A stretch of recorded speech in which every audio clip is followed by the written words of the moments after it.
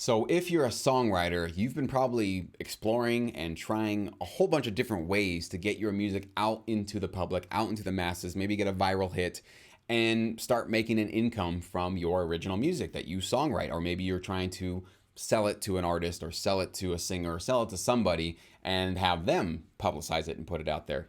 There is an entire other side of the music business that you should be aware of if you're not already, that can help you get your music out there into the masses. And I mean in front of millions, potentially billions of people through TV, film, commercials, video games, radio, all sort of media platforms. So I'm talking about sync licensing, music synchronization licensing, okay? This is an industry that absolutely is open to songwriters. However, there are a few things you need to be aware of before you get started. So I wanted to make this video straight for you. Those of you that are, you're singing in your bedrooms, you got your guitar, you got your piano, and you write incredible music, incredible lyrics, incredible melodies, but you're just not sure if sync licensing is going to be a good fit for you and if you can even be a part of it. But you certainly have the love and the craft of making music. Let me just say, absolutely, like I said, yes, you can definitely be a part of this business. But here's the one thing that you got to be aware of.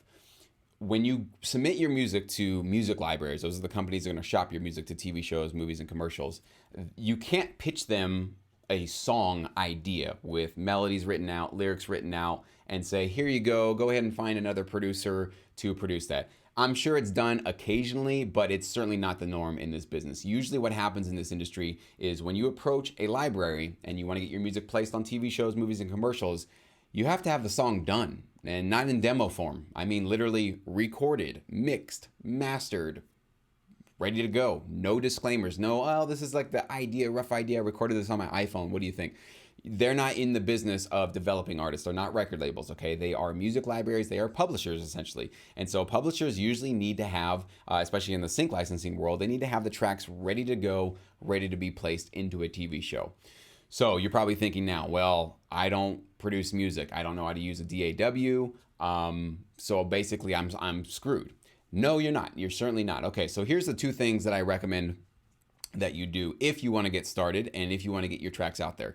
The best thing you can do, and I think the easiest thing you can do, is partner with a music producer. You would be surprised. You might think like, well, music producers don't need a songwriter or somebody with those creative ideas. They're already producing their own music. You would be very surprised how many music producers are open to the idea of collaborating with people who have great melodies, lyrics, and song ideas. There might be a producer who's really well versed in the technical side of producing music, but the emotional, musical, I guess just the emotional and musical part of it, they're not so great at. And so when you guys partner up, you're a powerhouse team. And usually you're going to find that because you're concentrating all of your efforts just on the music, the emotion, the lyrics, the melodies, and they're only focusing on the technical side of producing the music, producing the tracks, those two skill sets are just hand in glove, are really, really complementary, okay? So that's definitely one thing I would recommend is consider partnering with a music producer that you can start to share your ideas with, okay?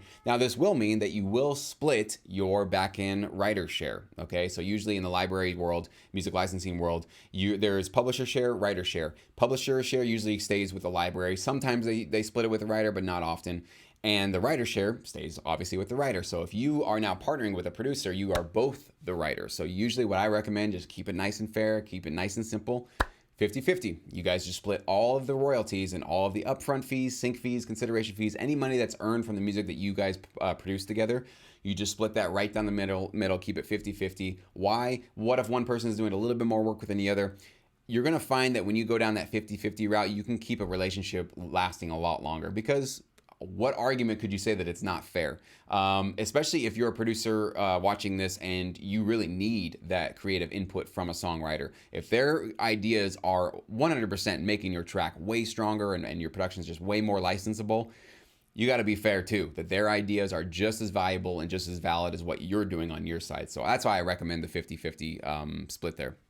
Now, if you're looking for a producer to partner with and you have no idea where to look, obviously there are forums online, there's Facebook groups, there's a lot of places obviously you can go. If you're not aware, I have Sync Academy. Sync Academy is my online platform which basically hosts music licensing tutorials, and it's a social media platform that's dedicated 100% exclusively to sync licensing. So basically when you join, you're instantly surrounded by hundreds of other producers that are getting involved in this business. So if you want to like find somebody fairly quickly, that would be the way to do it. And you can obviously just post some links and samples to some of the sort of rough demos or something that you have, so you can kind of get to know people, that kind of thing. But we have a collaborations group inside of it, and I encourage you to join us and maybe potentially find that producer partner that might help you get into this business.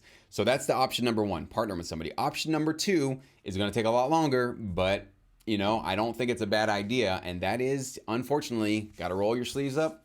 Got to learn how to produce music on your computer. I recommend Logic Pro. I'm a Logic Pro producer. I'm not endorsed by them. I don't get paid a cent to even say that. But Logic Pro 10 comes with incredible sounds, comes with almost everything you're going to need to get started. It's a really intuitive, easy DAW system to use, I believe. But obviously you can use whatever you want. Ableton, Fruity Loops, even if you want to. Pro Tools. I say Fruity Loops as if it's some sort of a cheap thing. I just have this bias because I used to use Fruity Loops in college, and I had the free version from I think it was LimeWire. So I always associated with that, but I know it's evolved over the years. I'll try to avoid that bias on my part. But you will probably need to learn how to produce your own music, and it's not incredibly difficult if you're not technically inclined. If using computer programs sometimes confuses you fairly quickly, you might have a rougher shot at it, but you'll be surprised these days how intuitive and fairly easy it is to use a lot of these DAWs. And there's plenty of free tutorials on YouTube here where you can find, or anywhere where you can find how to use these programs, and just step-by-step tutorials and stuff. So if you really want to do this and you want to keep 100% of the writer share, that's another reason why you'd want to do it this way. Well, it might take 6 months, a year before you really have something that can be licensable. But you're going to be a much more powerful player in this business when you can stand alone and produce your own music. So if you want to do that and you feel like you have it in you to take on that kind of a skill set, then I strongly encourage you. And I've definitely had many students do that. They've joined Sync Academy starting out as songwriters that had no technical skills, and they're just now learning. And I hear their music, and their music gets better and better and better every single month. Of course, you're going to have to stick with it. You're not going to get great in 1 week or 1 month. So if you've got a long-term mindset and you're willing to put in that kind of energy, then I encourage you to do it. But whatever you do, just be aware that this is an industry that you can be a part of if you want to, okay? I do have a free 5-day course. You can click on it in the link below in the description box, and it'll sort of walk you through the basics of this industry, how to get started, how it works, and really give you a better realistic expectation of whether or not it's going to be a good fit for you, because it's not for all songwriters, and it's not going to be for all musicians at all, or even all producers. You'll see by the end of that free 5-day course. You can watch them all at once. You don't have to wait 5 days. You can actually just go to the next one when one finishes. But you'll see by the end of those videos whether or not this is going to be something you really want to pursue. So I encourage you, just go ahead and click on that link below, and you'll find more about this industry and what it's all about. So thank you guys so much for watching. If you found this useful and informative, please share it with a friend, another songwriting friend, or a producer buddy, or a bandmate, or anybody like that. And do leave a like. I do appreciate that. And if you didn't subscribe, hit that subscription button and the bell. You got to hit the bell these days so that you get all the notifications when I go live or when I put cool, interesting videos like this one.